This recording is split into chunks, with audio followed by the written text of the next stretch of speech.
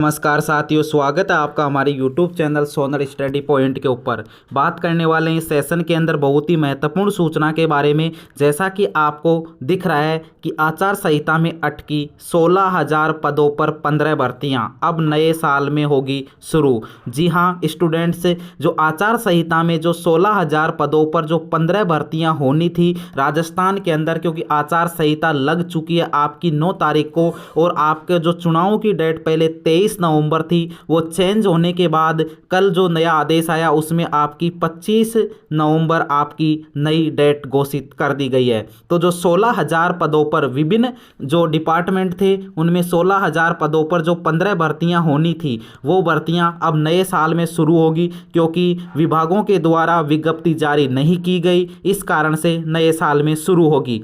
अब देखते हैं इससे संबंधित जो पूरी न्यूज़ है। जैसा कि आपको एक दैनिक भास्कर की ये न्यूज़ दिखाई दे रही होगी, इसके अंदर आपको बताया गया है कि कौन कौन से पदों पर भर्तियां होनी थी। नौकरी के सपने पर ब्रेक, भर्तियों के लिए अब करना होगा 3 से 6 महीने का इंतजार। आचार संहिता ने अटकाई 16,000 पदों की 15 भर्तियां अब नए साल में ही होगी शुरू। विधानसभा चुनाव की आचार संहिता के चलते युवाओं को नौकरी पाने के सपने पर ब्रेक लग गया। अब नए भर्तियों की प्रक्रिया शुरू नहीं होगी। आचार संहिता के कारण 16,333 पदों पर 15 भर्तियां अटक गई। युवाओं को अब इन भर्तियों के लिए नए साल का इंतजार करना होगा, इस कारण उन्हें 3 से 6 महीने का इंतजार करना होगा। दिसंबर में प्रदेश में नई सरकार बनेगी, इसके बाद सरकार की इन भर्तियों का भविष्य तय करेगी। प्रदेश बेरोजगार आचार संहिता से पहले अधिक से अधिक भर्तियां निकालने की मांग को लेकर लगातार आंदोलन कर रहे थे। भर्तियों के अटकने से उनमें आक्रोश है। उन्होंने भर्ती में देरी के लिए अफसरों की लापरवाही को जिम्मेदार ठहराया। वे अगर भर्तियां निकालने को लेकर तेजी से काम करते तो आचार संहिता से पहले आवेदन प्रक्रिया प्रारंभ हो सकती थी। 1 लाख पदों पर भर्तियों की बजट में की थी घोषणा, अभी तक नहीं हुई पूरी। अब तक कौन कौन सी भर्तियां अटकी देखो, इसके अंदर आपकी कनिष्ठ अनुदेशक के 2500 पदों पर, एलडीसी के 3,886 पद, स्कूल व्याख्याता के 2,000, वरिष्ठ अध्यापक के 1,000, लाइब्रेरियन के 800 और राजस्व विभाग के 2,998 पदों पर पटवारी भर्ती, नायब तहसील के 225 पद, महिला अधिकारिता सुपरवाइजर के 176 और महिला बाल विकास विभाग 209, जल संसाधन में पटवारी के 272 पद, जिलेदार के 7 पद, सामाजिक न्याय अधिकारिता ग्रेड द्वितीय के 335 पद, जेईएन के 524 पदों पर, एईएन के 737, पंचायती राज जेएन के 550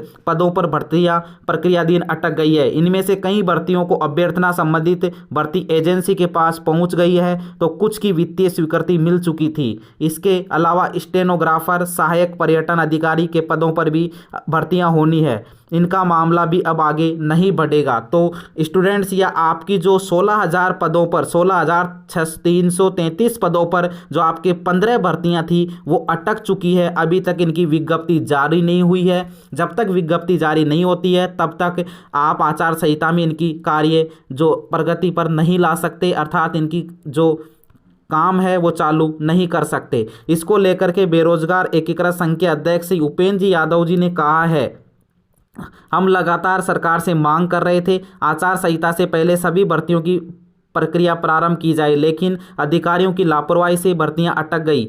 इससे युवाओं में आक्रोश है और वे इसको लेकर सरकार को सबक सिखाएंगे।